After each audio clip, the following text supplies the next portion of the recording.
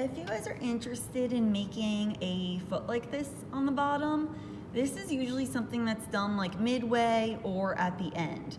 It's a little bit harder to do it at the end, the state I have it in, but that's okay. I'm gonna show you how we can make it work. And it's essentially making a little coil bowl without a bottom on it. So I'm just going to take a look first at the size of my coil pot. And I'm gonna roll out a coil first, and then I'm gonna line it up with the bottom. I'm gonna wanna make it a little bit smaller and then gradually flare out. I usually just recommend doing 2 coils for these. But the whole idea is to attach it on all together. So you're going to want to attach everything and then go ahead and add it onto the bottom of your vase. That way we're not worrying about having a coil directly off of it. It's almost like we're just attaching one part to the other. Well, essentially that is what we're doing.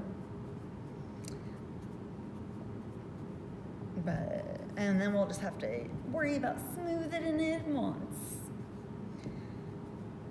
I'm gonna go ahead and I'm going to take my vase and I'm going to line up the coil to the very bottom and kind of estimate. I usually like to make it slightly smaller, but make like a good estimation for the approximate size of where this is gonna meet the bottom. So it's almost like we're just making a coil to match the bottom, and it should be able to sit on that coil all by itself.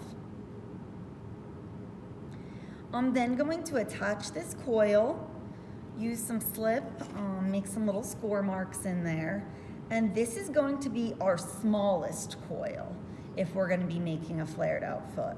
This is going to be the one that we're attaching onto the bottom of our vase. And then I'm going to do one that flares out a little bit to give it that lift and that little bit of extra decor.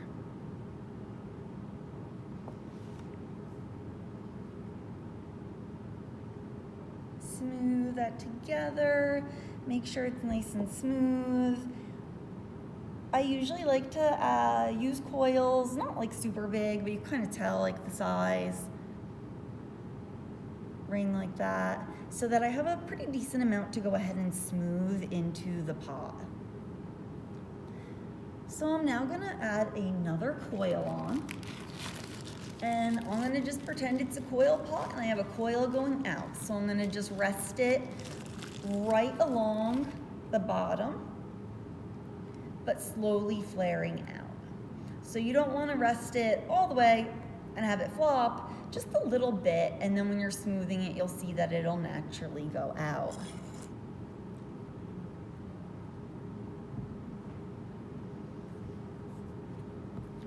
A method that I like to talk about when using larger coils is the method of thirds. And that's just what I call it. I don't know if it's actually a thing, but I feel it's a lot easier to explain how to appropriately blend the coils in. I'm gonna rest this ever so slightly. So hopefully you guys can see that. What's up? For slip and score, can you define that for me again? Well, when you're slipping and scoring, you're gonna make some little hatch marks on the clay and then add some slip, and it acts like a glue, so it adheres it together a lot better because the slip is going into those little marks and it'll make a good bond. Okay. So I'm just going to line this up approximately going outward, and then we'll go in cut the coil off. I don't know where my rib tool went. Maybe it's back here. No, I don't know. That's okay. We'll just work with this.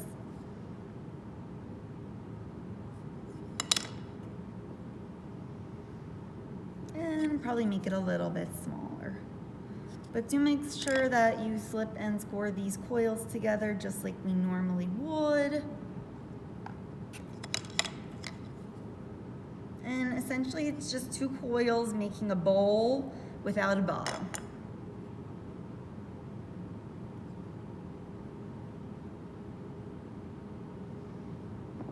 So I'll attach those together. I got my slip in there.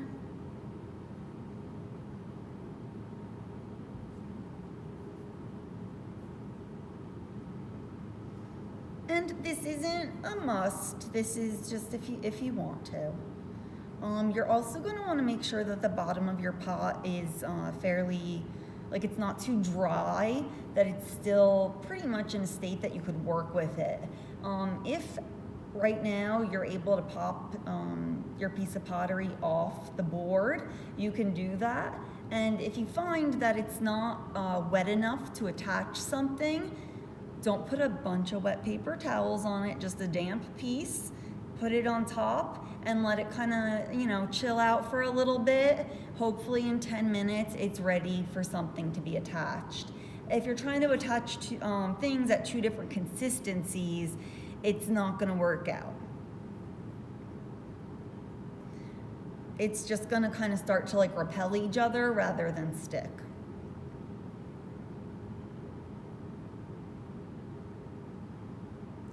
So that would be my ring, and then this would be my little foot that I'm gonna create for my piece. Now what I wanna do is I wanna go ahead in and I wanna slip and score it. And what I'm gonna do is I'm gonna smooth this bottom coil into the top one. And the reason I want to do that is so that I could then use this coil up here to smooth into the base. So I'm gonna go in and I'm gonna slip and score that on, make my little marks. And because this is a decorative piece, you wanna try to get your coils nice and even.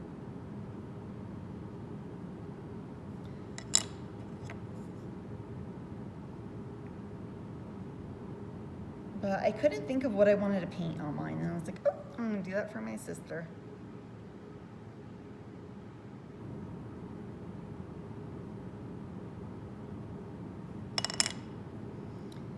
Little slip, not too much, just enough to get a bond going. And you can see how that's all going in those pieces.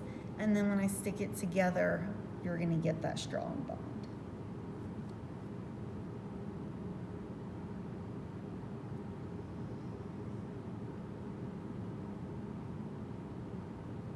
So when you're finished constructing it, wrap it up really well in just plastic. Tomorrow I'm gonna start to go over burnishing, which is the next step, to get like a really nice shine.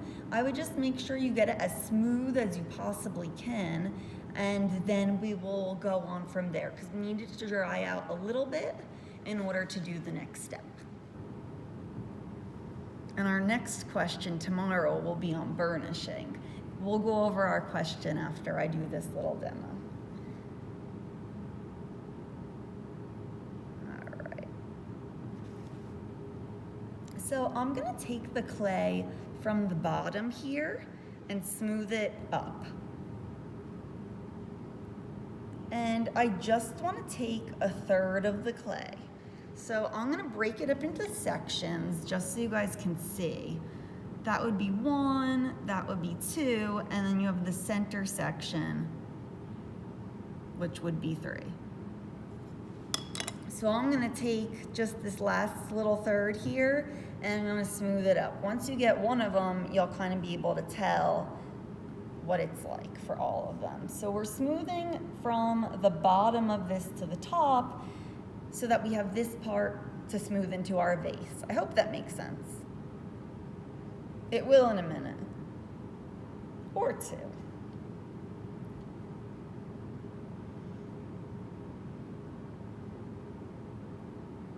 then as you guys are finishing up the construction of these, be very careful with them. They are going to become very, very fragile. What I'm going to say is try to look for like a really like old t-shirt or something, and I'll go over how we're going to use that tomorrow when we're burnishing, just so that we have a nice little space to rest it on that's like a cushion, and it's going to help you a lot. It usually works better than like a bunch of towels or things like that. Plus the clay will wash out really easily. But I would try to pick something, you know, that you don't mind working off of.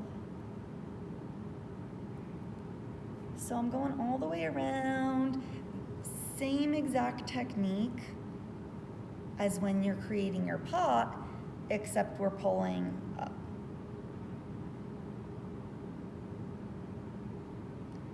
And also by doing this, you are going to get a really nice, thinner, flared out edge. So it's not going to look so clunky. I'm now going to flip it over and I'm going to do the same thing. If you guys could see where I put this other little mark here, I want to go and I want to smooth that in. And I'm just smoothing it into the coil below. And it's okay if it's not perfectly smoothed in, because we're then going to smooth all of this into the piece of pottery. And I just think this is something a little extra special. But really what's gonna then make these two is all of the detailed paintings. I am so excited.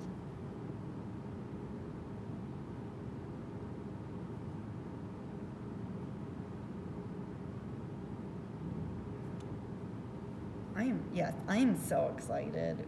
And then you guys are gonna drop these off. We could glaze them.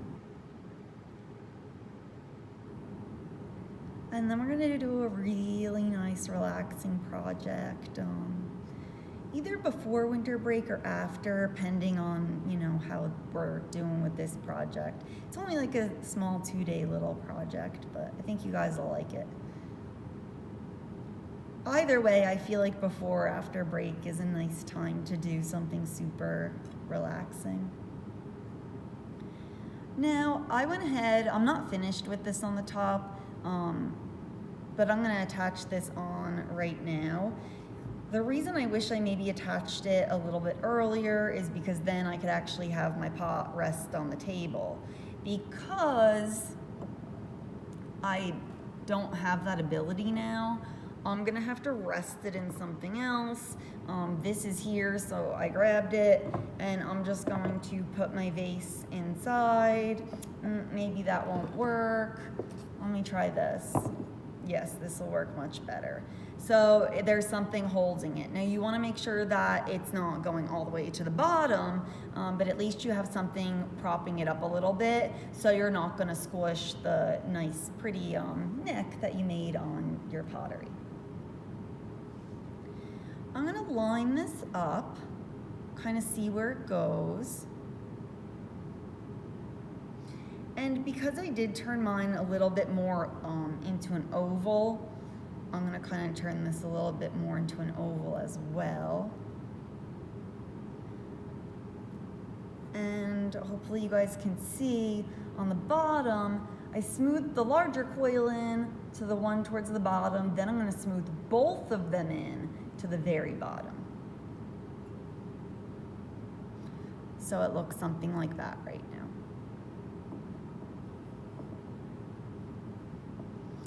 Make sure we get our slip and score marks.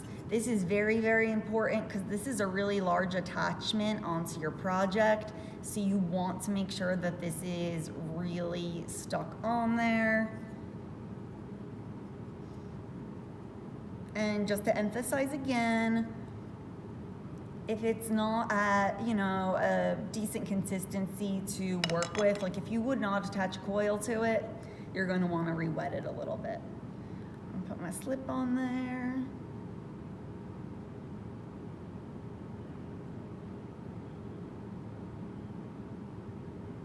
put a pretty good amount. And then I'm just gonna kind of let this chill on here for a little bit.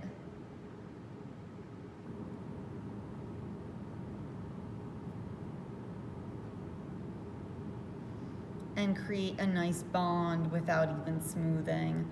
That's gonna be super, super important. So I'm gonna flip it over. I'm gonna see how I like how it looks. And I think I'm gonna eventually push this part in a little bit when I smooth.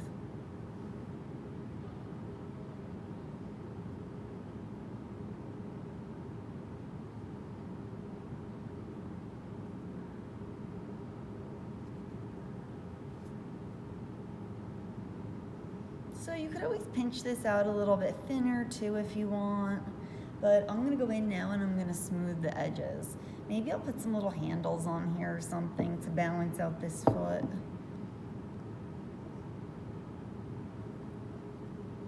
But I wanna smooth the outside in,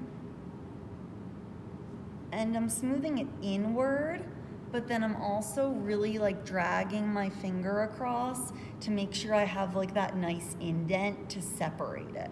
So while it's added onto the pot itself, you do want to have that really nice line.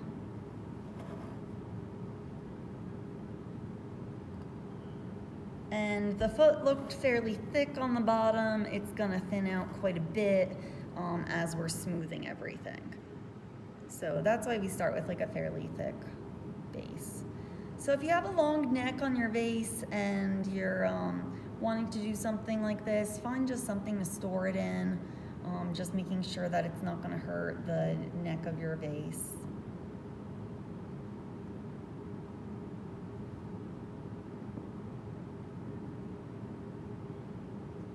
Smooth, smooth, smooth.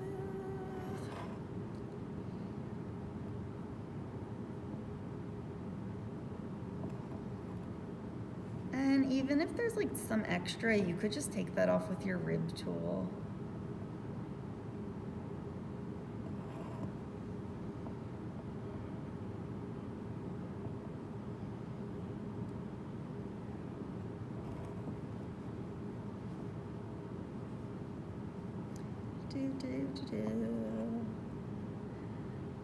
Does anyone have questions on anything right now?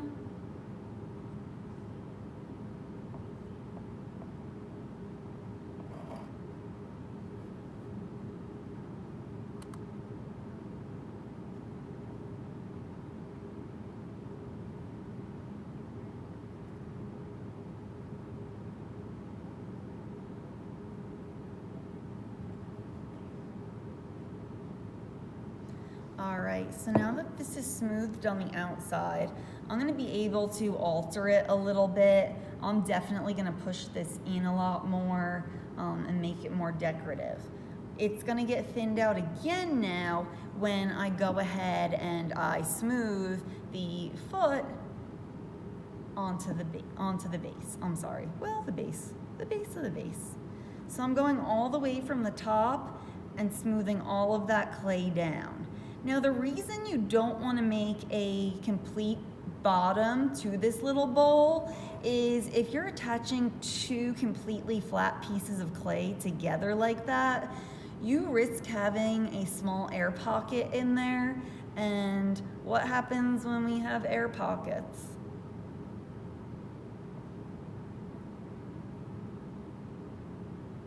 Anyone?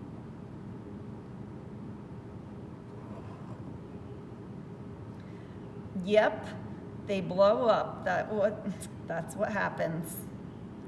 The air wants to find a way out, and it's gonna find a way out by breaking the project. So that's why you wanna make sure that we attach it via coils. Usually coil pots, I'm very surprised if something happens to them in the kiln. I don't even know if I've ever had one explode. Because the way you construct them is such like a refined technique. it's not, you know, coming to a sculpture or something where you might have a lot of clay on top of each other. Oops. So this is what I have right now. You could see that it kind of gave it a little something, something. I'm gonna continue to build the neck up a little taller and flare it out. And then also smooth this out quite a bit, because you can still see a lot of the finger marks and everything from smoothing. I'm gonna definitely go in with my rib tool and do that, but for now, that's pretty much the basics of attaching a base. Like I said, you could do 2 coils, you could do 1 coil if you want, just one larger coil and have like a little flare on the bottom. Because this is quite elaborate, so I mean, maybe I would have done 1. But that's kind of the idea.